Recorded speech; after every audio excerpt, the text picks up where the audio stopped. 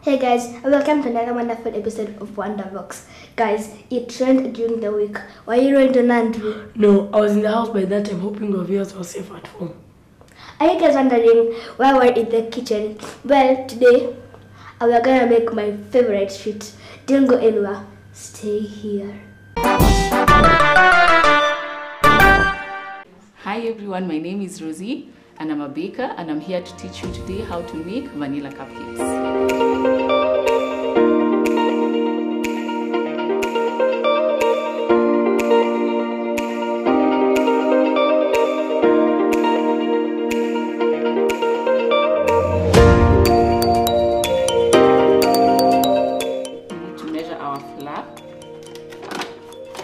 Using our measuring cups. The best way to make it accurate is using your measuring cups.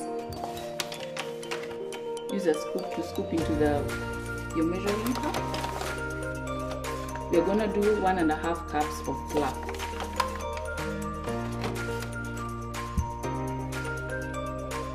Make sure you level out your flour.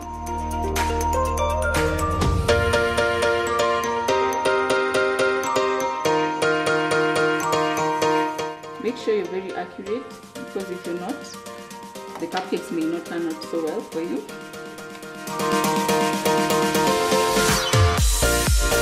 Then we're going to measure our baking soda, 1 teaspoon.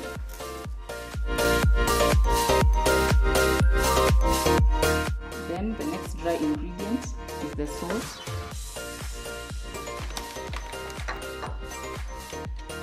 Quarter teaspoon of salt.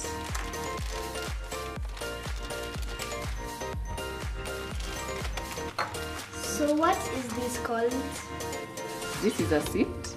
We're going to use it to sift our flour to make them soft and fluffy.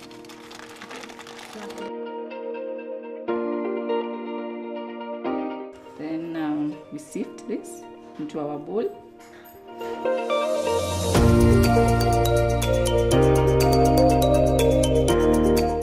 This removes the lumps as well as it incorporates the air into the mixture. And what are lumps? You see, before there were the flour had big particles. Yes, so yeah. We need to make it fine like this. Okay, yeah. Since the salt has bigger particles, once you've sifted, you can just dump it in there. Then the next dry ingredient is 1 cup of sugar.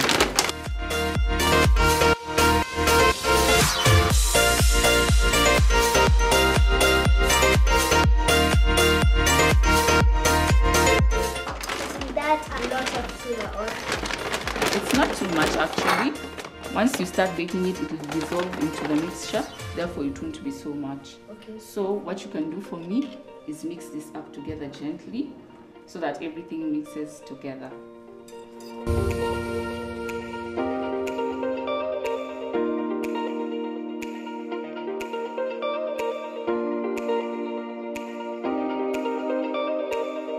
So we can put that aside.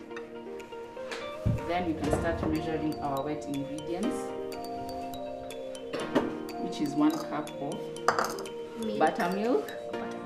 It's called, but we call it mala here. So if somebody is allergic to one of these ingredients, like what can you do to them? You can get substitutes for it. Like instead, if someone is allergic to milk, you can use water instead of the milk. Yes. Now I know.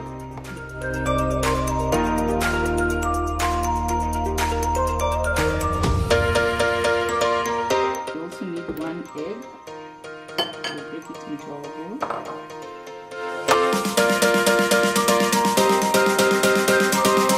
The next thing is vegetable oil, 1/3 cup.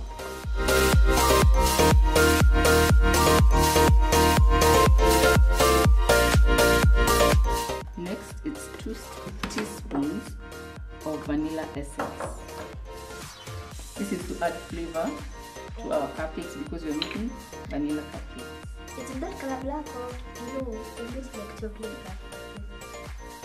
No, actually, it will not affect the end product. Just gives a nice flavor. 2 teaspoons. The next thing now is to mix our dry ingredients with our wet ingredients. This is an easy recipe where we just mix everything together. So we'll dump everything inside here. So you take your buttermilk. And what is this called? It's called mala, maziwa mala. Not the milk, this. This one, oh, this one is called a spatula. It's for helping to remove all the, so that you don't leave anything behind. Oh. Yeah. I thought it was for mixing. You can also use it for mixing actually.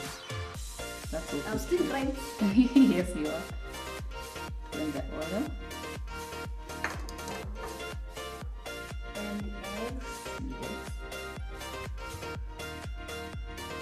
And finally, And the vanilla extract. extract. Yeah. So mix this together. Make sure you mix it slowly so that it doesn't pour all over. Yeah. Sometimes people can be very messy. Yes. You don't want it to be messy, right? Yeah. So just make sure you mix everything well so that all the flour gets mixed with the wet ingredients.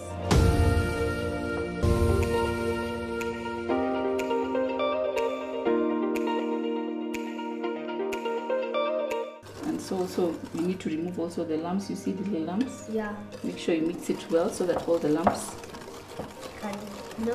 disappear. So that our mixture is smooth and our cupcakes come out great.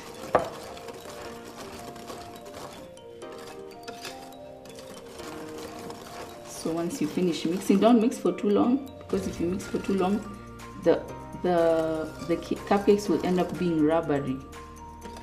Like the texture won't be so nice. Yeah. So once that's done, we can spoon our mixture into the cupcake tin.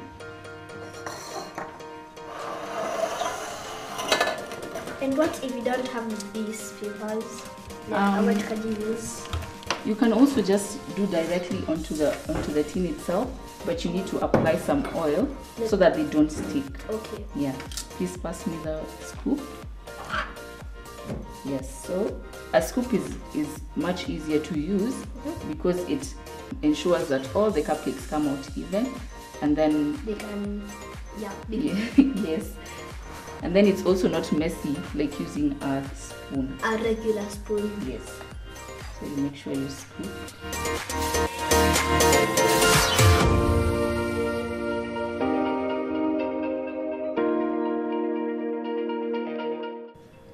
But why aren't you putting it to be full? Because when you put it into the oven, the cupcakes will rise. Oh yeah. So we don't want them pouring outside our cupcake liners. Yeah. So we need to put it to be at least 3/4 way full.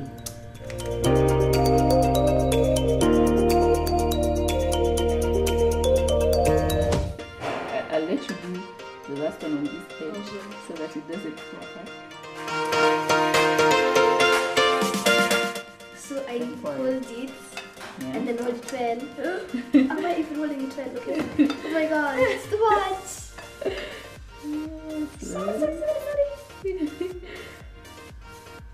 Ah, my Yay, gosh. you did it. Come on. Oh my gosh. Yeah. I've tried. Yeah, you did it. Great. Shooks. It's sweet. Wasn't too hard, was it? For me it was.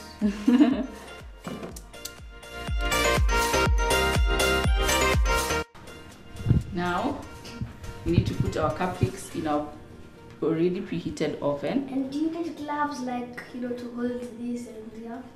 In the beginning, you don't need to have the gloves because the pan is not hot. Oh. But once we are taking them out of the oven, we'll need to have our oven gloves so that we don't get burnt. Okay. Yes. So are you ready? Yes, you can. Oh my gosh. It's hot, It's so so be hot. careful. And what does preheat mean, as you said? It means to just put the oven on before you start baking so that it's hot enough. Once you start baking, the process of baking starts immediately. Okay. And we set the timer to 20 minutes.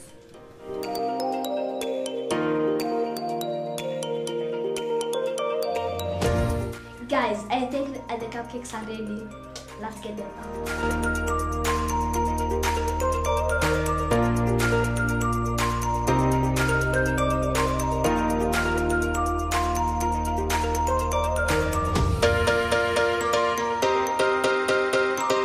Now we're gonna put the cream on the cupcakes, and yeah, so let's start.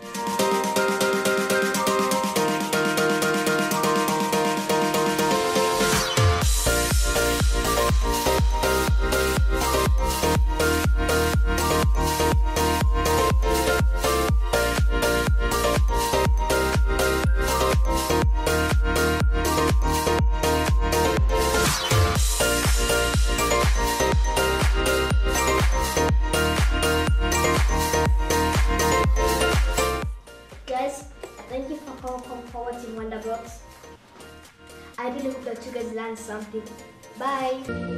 When I try to spell the word environment, let's you spell the word Mashujade. Okay, Andrew. MASHUJAA. And what about that, Andrew? Was it correct? Yes. I can't believe she spelled the word Mashujade. Next time I'll get it right too. Can you guys spell the word Mashujade? Let's take a look.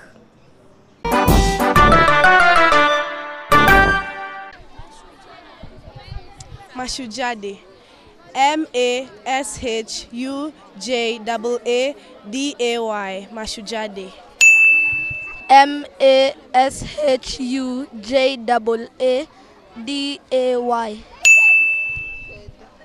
Mashujade.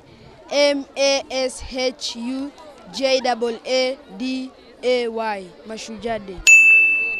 Mashujade. Mashujade. MASHUJAADAY. Mashujade. I thought the word was hard, but everyone was able to spell it. Next time we are coming at you with even harder ones. Andrew, do you know what photography is? Does it concern photos? Yes. With us, we have a photographer as our hero. Let's take a look.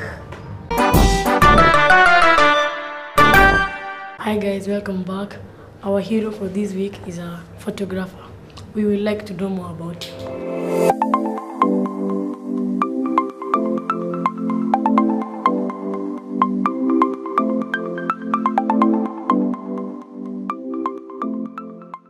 My name is Steven Maithia. How old are you? 23. We would like to get more information about our photography. Like when I started, Yeah. okay, I started the journey when I was in high school. I remember in my fourth form. That was before I did my KCSE. So yeah, that's when I actually began the journey. I got my parents to buy me my first camera. It was a small pocket camera. Then after that, yeah. Why did you choose this career? It's something that I'm really passionate with. At first, I did not see it with that angle that I'm seeing it with it now. But with time, it became something that became a passion to me. It's something that helps me to see things from a different perspective. Photography helps me to see things from a different perspective. It helps me to see what is ordinary on a different way. And do you do it indoors or outdoors? I do both, indoors, studio, and outdoor. Preferably, I will suggest where I get to do most of my creative work is indoors.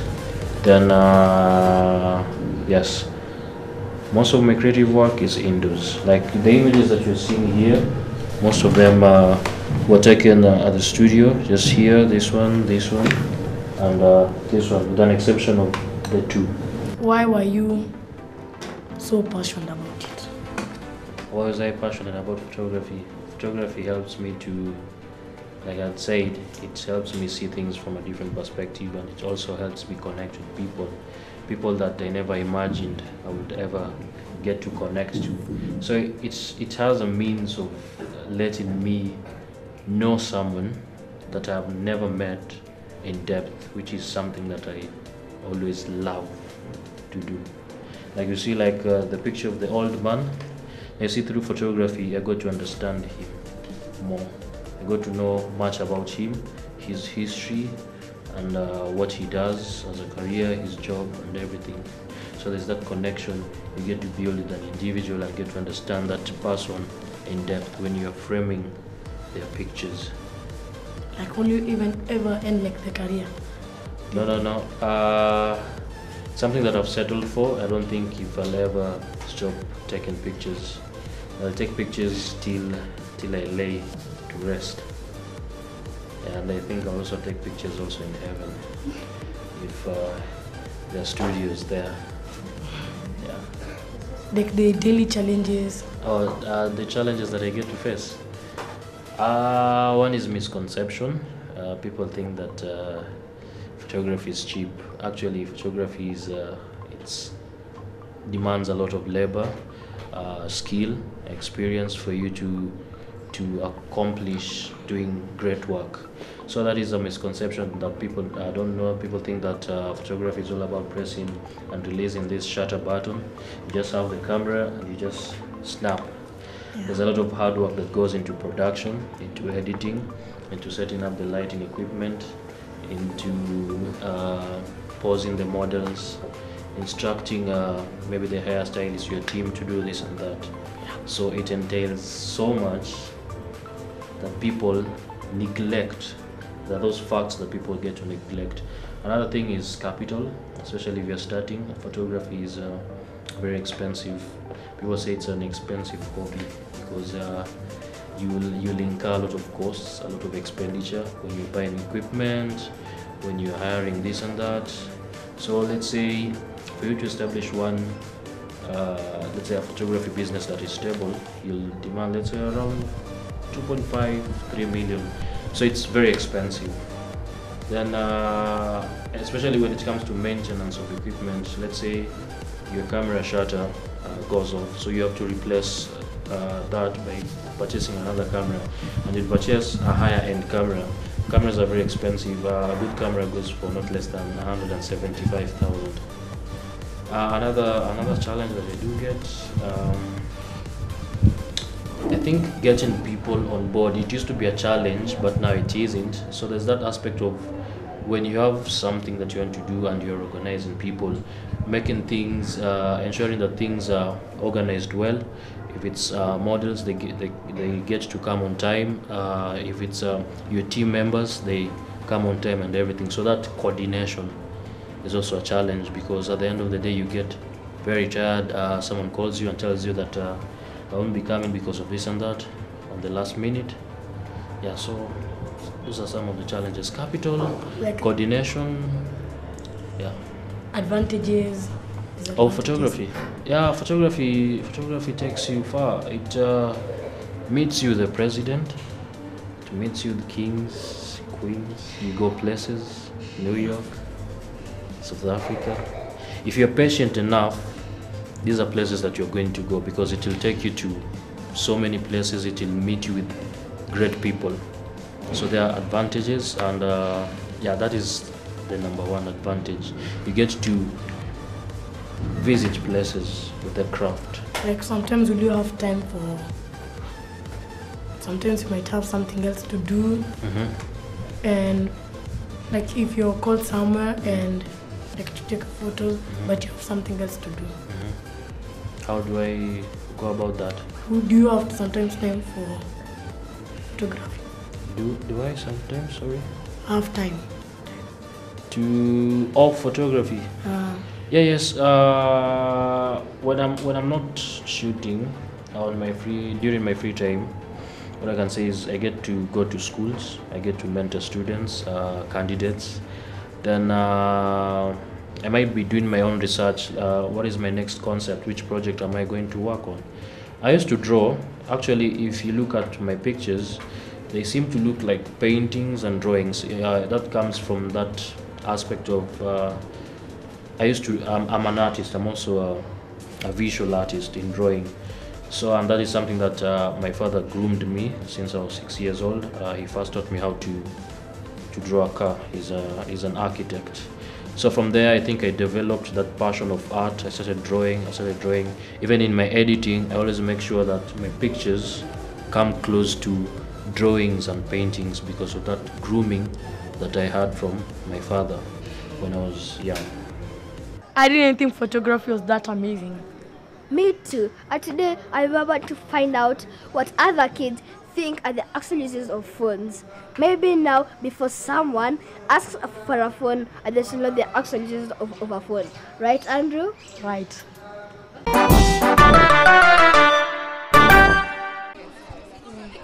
I think the use of a phone is to help in communication and to communicate with other people who are far. Yeah. A phone is like a personal right-hand man. You can use it for calculation and anything else. So a phone is really good. You can communicate to people who are wide and across the world, and you can just use it for your personal use. You can talk to friends without even going to further distances. And I think a phone is really good for your daily life. Thank you. Some of us have friends, relatives and parents who live far away, and we need a phone to be able to communicate because of the apps that everybody has formed everywhere. The uses of a phone is used for communication, verbal education, for entertainment, and you can use it to search some things. Yes. The uses of a phone are for communication, and it's really handy because you can get to know what's happening around the world, because some of us, we don't have televisions, or we don't have the money to buy newspapers. So like if you have a phone, in case there is something bad or good happening around you, you get to know it really quick. And it's also very handy to talk to people, to get to know what's going on with your relatives and friends. Surprisingly, some of the answers are very interesting. I think I've also learned something. And you, Andrew? A little bit. But when you want to eat and your hands are dirty, what do we do? Let's take a look. Good. Amazia, I'm hungry. I want to eat right now. You can't eat without washing your hands. Now let's go and wash our hands.